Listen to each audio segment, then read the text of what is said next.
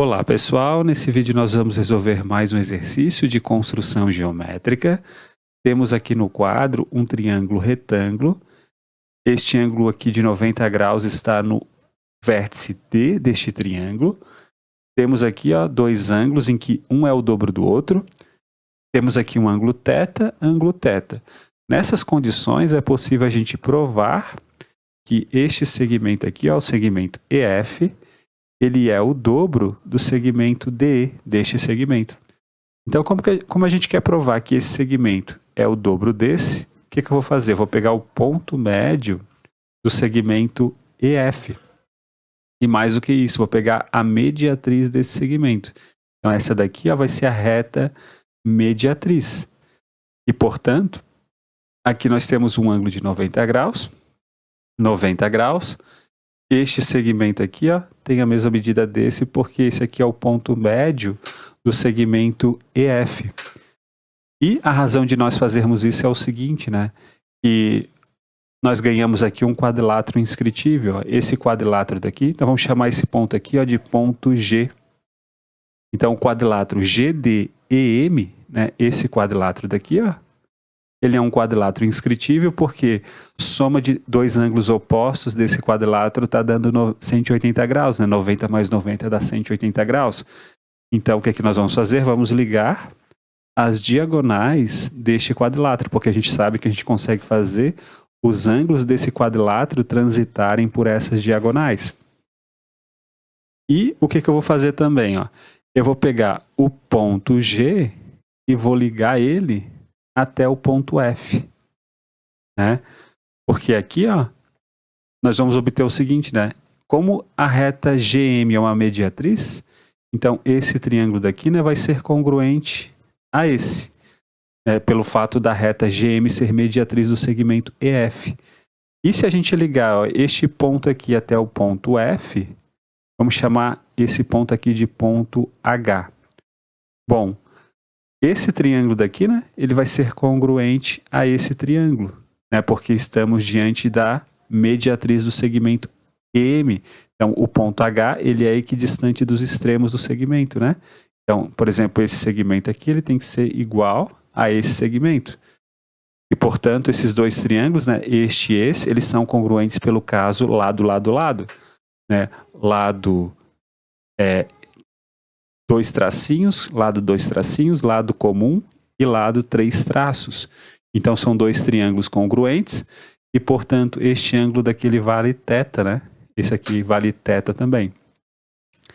E olha só que interessante, este ângulo daqui ele vale 3x e, portanto, este ângulo daqui também vai ter que valer 3x. E por que este ângulo vale 3x? Bom, olhe para esse triângulo daqui, né? Esse triângulo retângulo, né? E agora olhe para o triângulo retângulo grande, né? O triângulo retângulo grande, ele tem esses dois ângulos aqui da base, 3x e θ. Então, 3x mais θ tem que dar 90 graus. Então, como aqui vale θ, como esse ângulo aqui vale θ, aqui a gente tem um ângulo de 90 graus, obrigatoriamente esse ângulo tem que ser 3x, né? Porque 3x mais θ mais 90 dá 180 graus. Então, se aqui vale 3x, aqui vale 3x também. E ao provarmos que este ângulo aqui vale 3x, o que acontece? Acontece que este quadrilátero daqui, o quadrilátero GHFA, esse quadrilátero daqui, ele também vai ser um quadrilátero inscritível, quadrilátero GHFA. E por que ele é um quadrilátero inscritível? Porque a gente está na seguinte caracterização de quadriláteros inscritíveis, Você tem um prolongamento aqui de um lado do quadrilátero, né? Que é a própria reta mediatriz aqui, né? E você tem este ângulo aqui, que é um ângulo externo do quadrilátero, que é igual a um ângulo interno oposto àquele ângulo externo. Isso é uma caracterização de quadrilátero inscritível, né?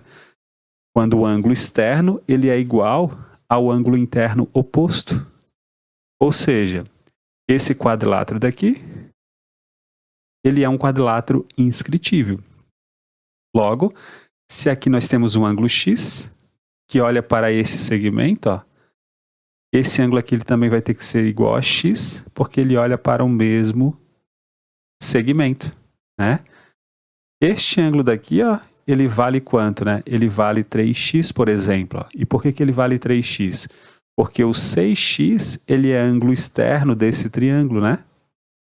Como ele é um ângulo externo, ele vale a soma deste aqui mais esse. Ó. Ele vale 2x mais 4x. Aqui, obrigatoriamente, tem que ter o 3x, porque o 6x é ângulo externo do triângulo AHF.